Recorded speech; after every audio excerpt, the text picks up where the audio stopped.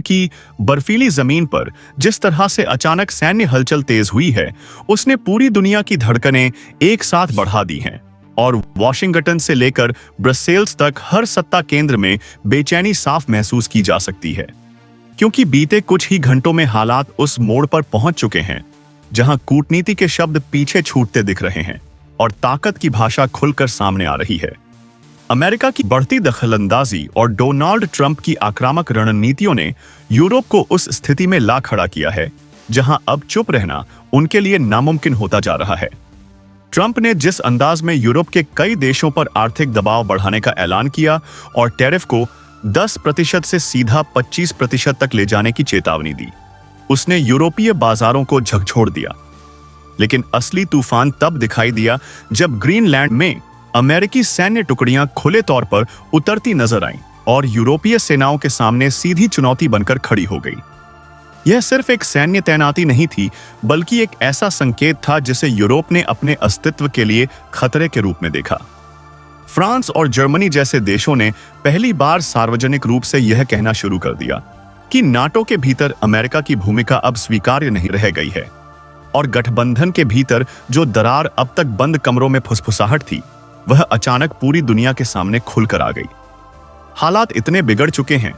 कि नाटो के टूटने की बातें अब अटकल नहीं बल्कि चर्चा का विषय बन चुकी हैं। और इसी उथल पुथल के बीच नाटो की ओर से जो फैसला सामने आया है, उसने हर किसी को चौंका दिया है, क्योंकि यह फैसला ऐसे वक्त पर आया है जब ग्रीनलैंड के इर्द गिर्द दुनिया एक बड़े संघर्ष के कगार पर खड़ी दिखाई दे रही है। यूरोपीय यूनियन के युद्धपोत जिस तरह ग्रीनलैंड के आसपास जमा हो चुके हैं और दूसरी ओर अमेरिका की पनडुब्बियां और वॉरशिप्स जिस तरह पूरे क्षेत्र को घेर रही हैं, उसने हालात को बेहद विस्फोटक बना दिया है। अमेरिका की ओर से दिया गया अल्टीमेटम कि 24 घंटे में इलाका खाली नहीं हुआ तो अगली प्रक्रिया शुरू की जाएगी, इस बात का साफ संकेत है कि अब टकराव सिर्फ शब्दों तक सीमित नहीं रहा। लेकिन इसी बीच Denmark, Norway, Sweden, France, Germany, UK, Netherland और फिनलैंड की एकजुटता ने अचानक समीकरण बदल दिए हैं। नाटो के भीतर अमेरिका को लेकर जो असंतोष था, वह अब खुले विद्रोह में बदल चुका है और खबरें यह कह रही हैं कि नाटो नेतृत्व स्तर पर अमेरिका को बाहर करने की बात औपचारिक रूप से रखी जा चुकी है। यह वही नाटो है जिसकी नींव अमेरिकी प्रभुत्व पर टिकी मानी जाती थी, लेकिन अब वही ढांचा अमेरिका के खिलाफ खड़ा दिखाई दे रहा है। इसी पूरी तस्वीर में भारत की एंट्री ने अंतर्राष्ट्रीय राजनीति को पूरी तरह हिला दिया है,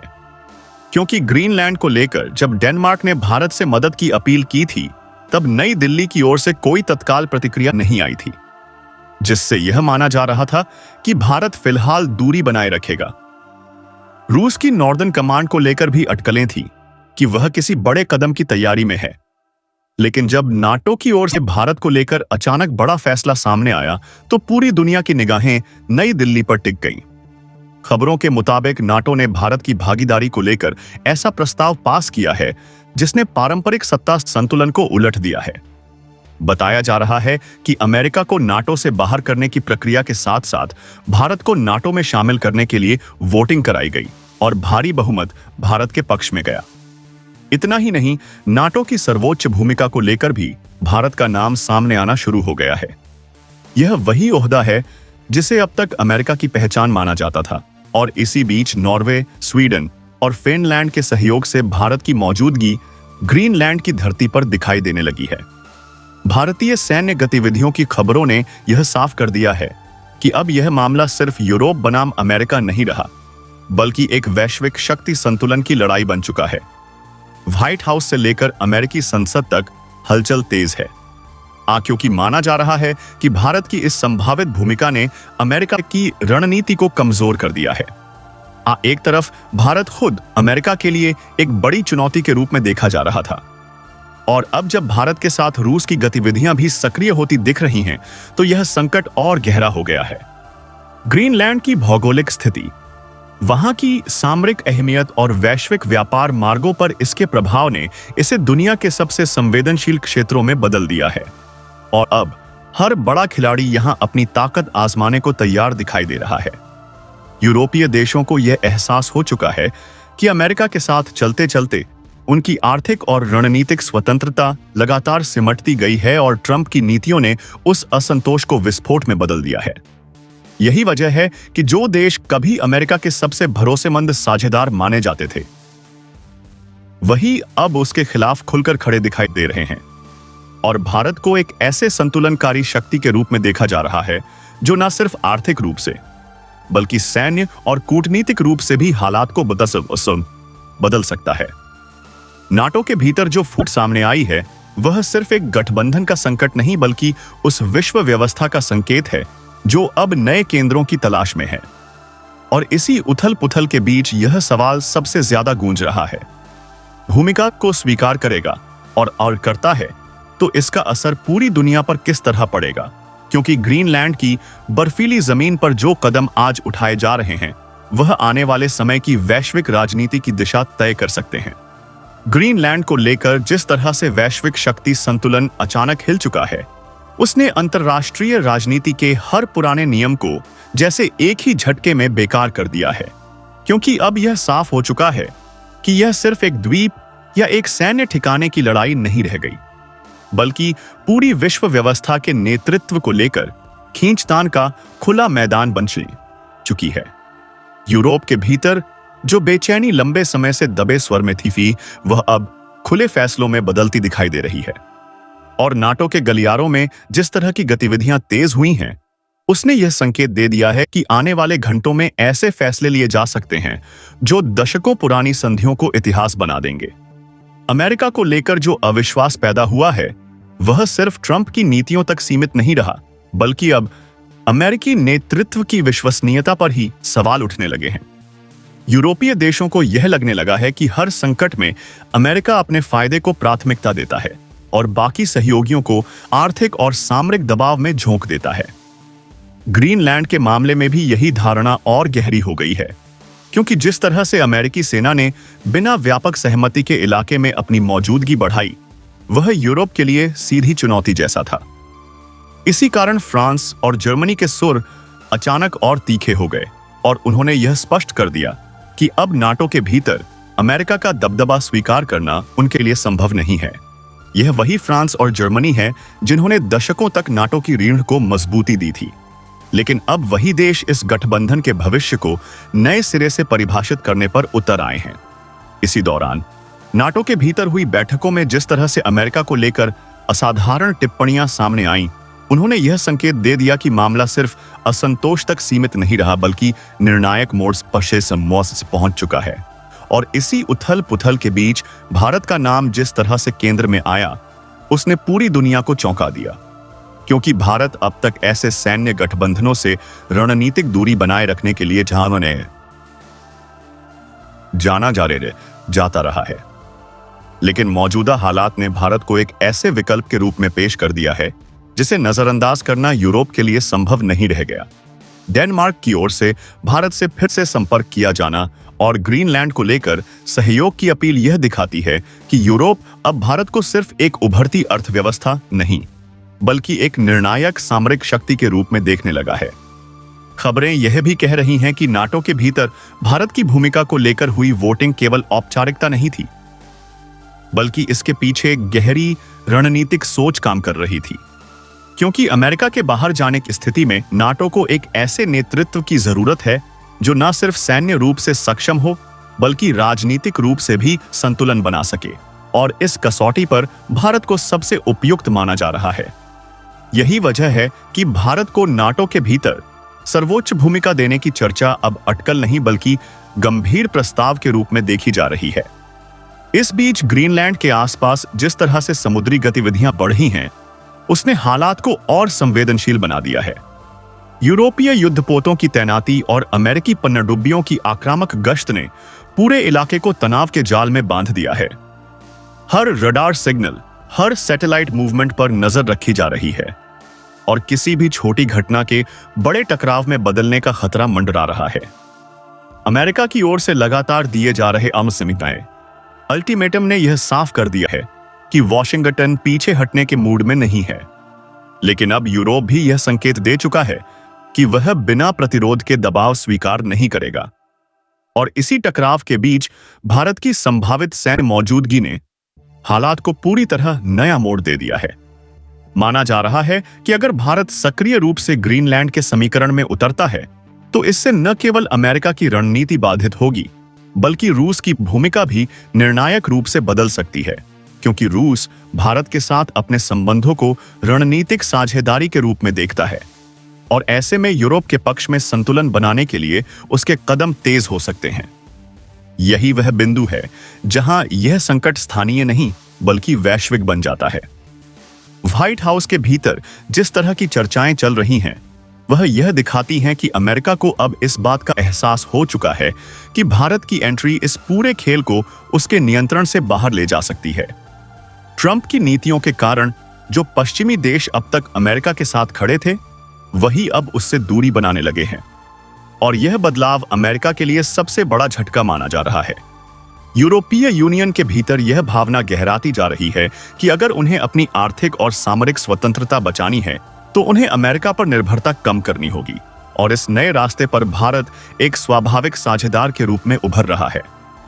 भारत का विशाल बाजार, उसकी बढ़ती सैन्य क्षमता और उसकी संतुलित विदेश नीति यूरोप को यह भरोसा दिला रही है कि वह अमेरिका के दबाव का सामना कर सकता है। इसी कारण यूरोपीय प्रतिनिधि मंडलों की गतिविधियां तेज हुई हैं और नई दिल्ली की ओर लगातार संदेश भेजे जा रहे हैं। यह पूरा घटनाक्रम इस बात का संकेत है कि दुनिया एक ऐसे दौर में प्रवेश कर चुकी है जहां पुराने गठबंधन टूट रहे हैं और नए समीकरण जन्म ले रहे हैं और ग्रीनलैंड इस बदलाव का केंद्र बन चुका है, जहां बर्फ के नीचे दबे संसाधनों से ज्यादा महत्वपूर्ण वह शक्ति संघर्ष है जो आने वाले वर्षों तक वैश्विक राजनीति की दिशा तय करेगा। और इसी संघर्ष के बीच यह सवाल और गहराता जा रहा है कि भारत इस चुनौती को किस तरह स्वीकार करेगा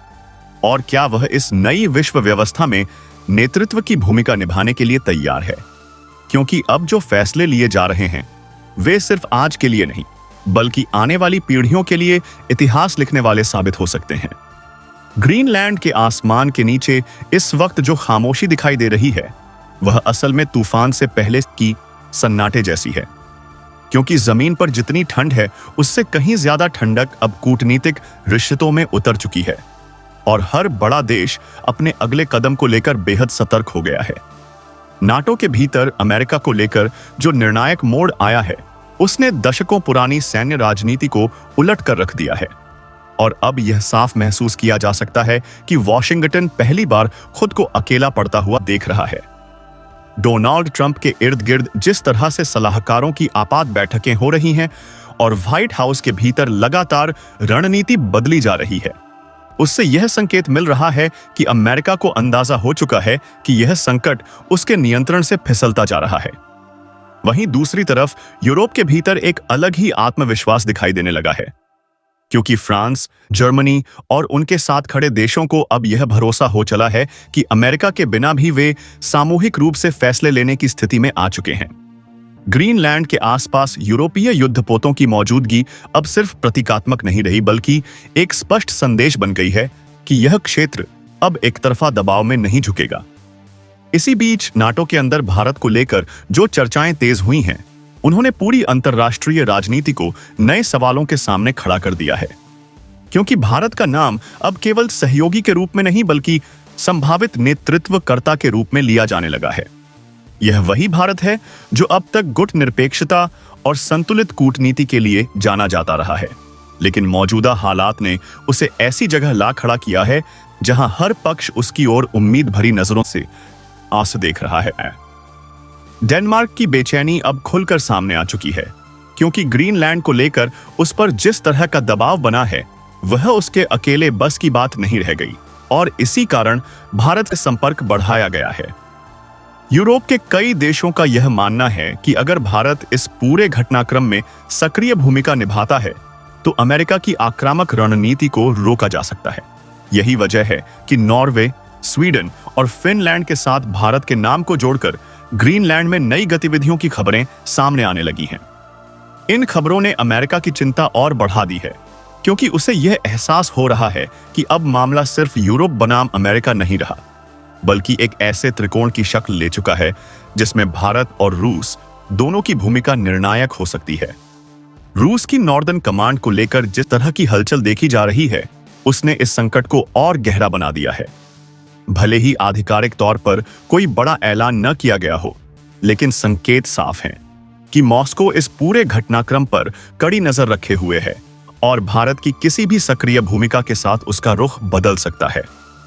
यही वह बिंदु है जहां अमेरिका को सबसे ज्यादा असहजता महसूस हो रही है, क्योंकि अगर भारत और रूस किसी स्तर पर संतुलन बनाते हैं तो ग्रीनलैंड में अमेरिका की रणनीतिक बढ़त खत्म हो सकती है। इस बीच यूरोपीय यूनियन के भीतर भी एक नई सोच आकार ले रही है, जहां अब यह सवाल उठने लगा है कि क्या भविष्य की वैश्विक व्यवस्था में अमेरिका को ही केंद्र में रखा जाए या फिर एक बहुध्रुवीय व्यवस्था को अपनाया जाए जिसमें भारत जैसी शक्तियों को बराबर की भूमिका मिले। ट्रंप की टैरिफ नीतियों ने यूरोप की अर्थव्यवस्था पर जो दबाव डाला है, उसने इस सोच को और मजबूत कर दिया है, क्योंकि यूरोपीय देशों को अब यह साफ दिखाई देने लगा है कि आर्थिक साझेदारी के नाम पर अमेरिका उनके बाजारों को नियंत्रित करना चाहता है और इसी कारण भारत जैसे विशाल और उभरते बाजार की अहमियत उनके लिए अचानक कई गुना बढ़ गई है। नई दिल्ली में चल रही गतिविधियों पर दुनिया की नजर टिकी हुई है, क्योंकि भारत अभी तक बेहद सधे हुए बयान दे रहा है और किसी भी तरह की जल्दबाजी से बचता दिखाई दे रहा है। लेकिन भारत की यही चुप्पी इस संकट को और रहस्यमय बना रही है, क्योंकि अंतर्राष्ट्रीय राजनीति में अक्सर सबसे बड़ा कदम वही होता है जो बिना शोर के उठाया जाता है। ग्रीनलैंड के मुद्दे पर भारत की संभावित भूमिका को लेकर चर्चाएं तेज हैं कि क्या यह सिर्फ कूटनीतिक समर्थन तक सीमित रहेगी या फिर भारत सचमुच जमीन पर अपनी मौजूदगी दर्ज कराएगा। और अगर ऐसा होता है तो यह दशकों में पहली बार होगा जब भारत इतने खुले तौर पर किसी पश्चिमी सैन्य संकट के केंद्र में दिखाई देगा। और अगर आपको वीडियो पसंद आई हो तो वीडियो को लाइक करें और चैनल को सब्सक्राइब करें। तो मिलते हैं अगली वीडियो में, तब तक के लिए जय हिंद, वंदे